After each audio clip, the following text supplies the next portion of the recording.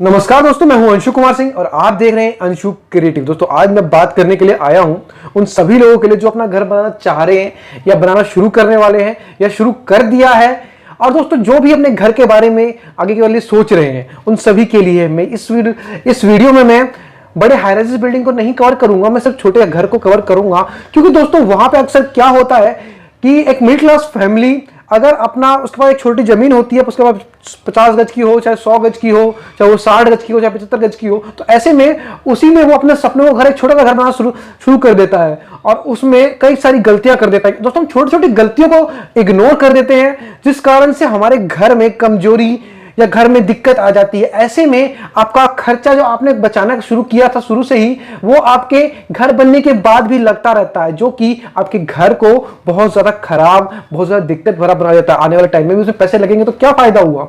ऐसे में अगर आप शुरू में ही कुछ बातों का ध्यान रख लेते हो तो अपना घर बहुत ज्यादा मजबूती से बना सकते हो।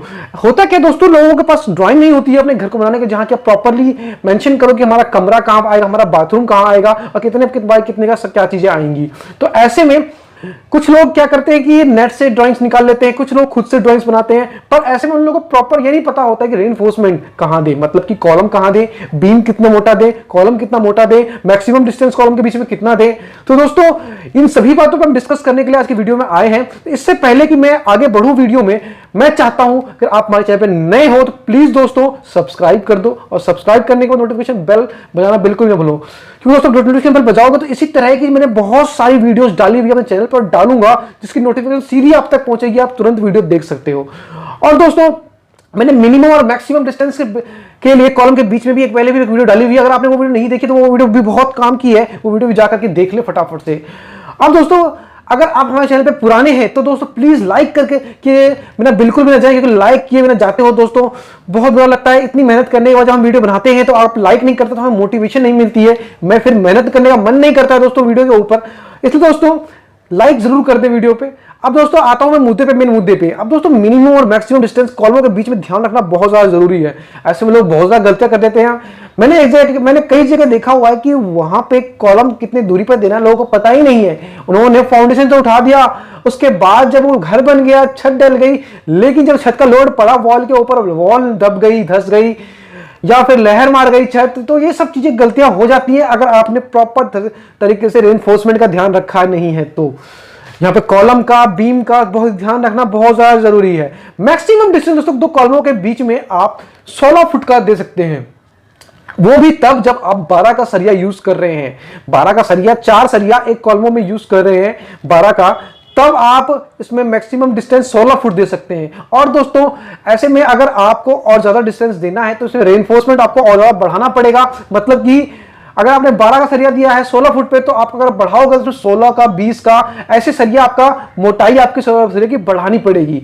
इसलिए आप मिनिमम मैक्सिमम डिस्टेंस जो है आपका 16 फुट है। मिनिमम डिस्टेंस बिल्कुल कवर नहीं करूंगा, क्योंकि दोस्तों बाकी काफी बार ये हो सकता है कि आपके हॉल के बीच में आ जाए 16 फुट में। तो ऐसे में अगर आप डिस्टेंस बढ़ाना चाहते हो तो आप कॉलम का स्टील जो है उसमें 12 का लगा रखा है तो वहां पे आप 16 का लगा दीजिए, लेकिन दोस्तों कॉलम प्रॉपर डिस्टेंस पे दीजिए। इससे आपके घर को आज के लिए नहीं, सालों के लिए, वर्षों के लिए आपके घर में मजबूती बन जाएगी। इसके बाद दोस्तों कॉलम कितने बाय कितने का, 9 बाय 9 का कॉलम मिनिमम है दोस्तों देना। और दोस्तों इसमें जो कॉलम में रिंग है वो 8 mm का रिंग, 8 mm के सरिये के रिंग का देना बहुत ज्यादा जरूरी है। 8 mm का तो रिंग दे ही दे, 8 mm सरिये का रिंग। दोस्तों रिंग का इंपॉर्टेंस लोग जानते नहीं है, तो इसलिए लोग क्या करते हैं फिर रिंग के बीच में डिस्टेंस बहुत ज्यादा दे देते हैं। इस बात का बिल्कुल ध्यान रखें कि रिंग के बीच में डिस्टेंस है वो ज्यादा नहीं होना चाहिए। Maximum to maximum distance 6 inch, इससे ज्यादा बिल्कुल भी नहीं किसी भी कीमत पे होने चाहिए।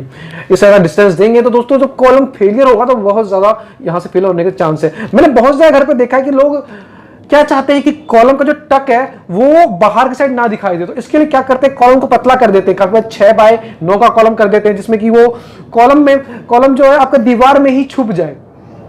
तो ऐसे में ये बात बहुत ज्यादा खराब हो जाती है, कॉलम का स्ट्रेंथ कमजोर हो जाती है, जो कि आपको ध्यान रखना बहुत ज्यादा जरूरी है कि ऐसा बिल्कुल भी किसी कीमत पे ना हो। अब दोस्तों बात कर लेता हूं बीम की। आपके घर में जब बीम डल रहा है उसकी इंपॉर्टेंस ही बहुत ज्यादा है। जो आपके छत में बीम डलना है उसमें भी स्टील और उसकी डेप्थ देनी बहुत ज्यादा जरूरी है। ऐसे में जो बीम का डेप्थ है वो आपकी 9x12 की होनी चाहिए। और दोस्तों इसमें भी आपका कम से कम 12 का रेनफोर्समेंट, मतलब कि 12 का स्टील, 12 mm का डाई का स्टील पड़ना चाहिए, जो कि बहुत इंपॉर्टेंट है। अगर आप 16 फुट से बढ़ा रहे हो डिस्टेंस कॉलम टू कॉलम के बीच में, तो दोस्तों ऐसे में आपको रेनफोर्समेंट आपके कॉलम में भी और बीम में भी बढ़ाना पड़ेगा, और बीम की डेप्थ भी आपको बढ़ानी पड़ेगी।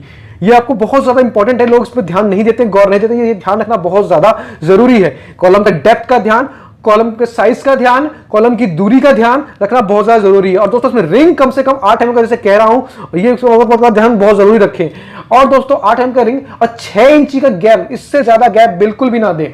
6 इंची का गैप जो है बहुत, इससे मैंने कई जगह देखा है कि लोग दोस्तों 1 फुट का गैप दे देते हैं रिंग के, इंटू रिंग के बीच में। कई जगह मैंने 8 इंच का, कई जगह 1.5 फुट का मैंने गैप देखा है। तो रिंग के बीच में डिस्टेंस का दूरी जरूर ध्यान रखें। और दोस्तों मैं रिंग के ऊपर भी एक प्रॉपर वीडियो लेकर के आऊंगा। रिंग में भी बहुत सारा गलतियां होती हैं, उसमें कैसा रिंग देना चाहिए ये आप नहीं जानते हो, तो इसलिए मैं भी उसके ऊपर भी एक वीडियो प्रॉपर लेके आऊंगा। लेकिन दोस्तों इससे पहले मैं आज की वीडियो हम देख लेते हैं।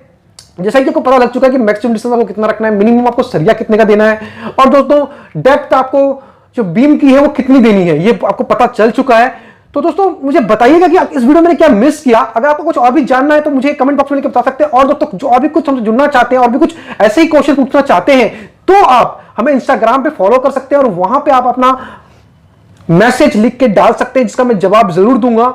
और दोस्तों अगर कुछ ऐसा है जो आप मुझे दिखा के पूछना चाहते हो, तो आप एक पिक खींच के मुझे इंस्टाग्राम पे मैसेज करके पूछ सकते हो। दोस्तों मैं वहां पे आपका हर एक क्वेश्चन का जवाब देना जरूरी समझता हूं, जरूर दूंगा दोस्तों। चलिए दोस्तों वीडियो करते हैं समाप्त। और दोस्तों वीडियो कैसी लगी, इस वीडियो के बारे में राय देना बिल्कुल भी कमेंट बॉक्स में लिखना बिल्कुल ना भूलें। अब दोस्तों मैंने जैसे कि बताई, ये बातें बहुत ज्यादा इंपॉर्टेंट है। अगर आप घर बनाना शुरू कर रहे हो ना अपने लिए, तो बहुत ज्यादा इंपॉर्टेंट है, इस बात का ध्यान रखो, कॉलम के डिस्टेंस का, कॉलम की मोटाई का, क्योंकि दोस्तों छोटी छोटी बात से ही ना घर बहुत मजबूत बनता है। ऐसे में अगर आप घर बना रहे हो तो छोटी छोटी, अगर टेक्निकल पर्सन नहीं होगा, किसी आप सिविल साइड जुड़े हुए पर्सन नहीं हो, तो जैसे कि तराई का ध्यान रखना, कॉलम का ध्यान रखना, कॉलम की दूरी पे उसका ध्यान रखना, प्रॉपर ढंग से वाइब्रेटर लगना, छत पे वाइब्रेटर लगना, कितने टाइम की गर्मी में तराई हो रही है, वो 3 बार कम से कम तराई हो रही नहीं हो रही है, छत पे कितने दिन पानी भरा है, इन सब चीजों के बारे में आपको ध्यान रखना बहुत ज्यादा जरूरी है। लोग इसका ध्यान नहीं देते। यही सब चीजें, ये छोटी छोटी चीजें ना मजबूती बढ़ाती है घर का। क्योंकि दोस्तों सीमेंट हमेशा, जो सीमेंट में हाइड्रेशन होती है वो पानी से होती है। अगर आपने सीमेंट हल्का सा कम भी यूज किया चुनाई में, या हल्का सा कह रहा हूं वहां पे, ये नहीं कि इसके में आप फिर बहुत ज्यादा कम ऊपर नीचे करेंगे, हल्का सा कम यूज किया आपने चुनाई में, हल्का सा कम यूज किया आपने कॉलम में, अगर वहां पे आपने लेकिन प्रॉपर क्यूरिंग करी है, तो आपकी घर की स्ट्रेंथ बहुत अच्छी फिर भी आ जाएगी। इसलिए दोस्तों छोटी छोटी बातें, छोटी छोटी मिला करके बहुत ज्यादा बड़ी हो जाती है। इन सब बातों का जरूर ध्यान रखें। चलो दोस्तों वीडियो करता हूं समाप्त। आई थिंक वीडियो हो चुकी है बहुत ज्यादा लंबी।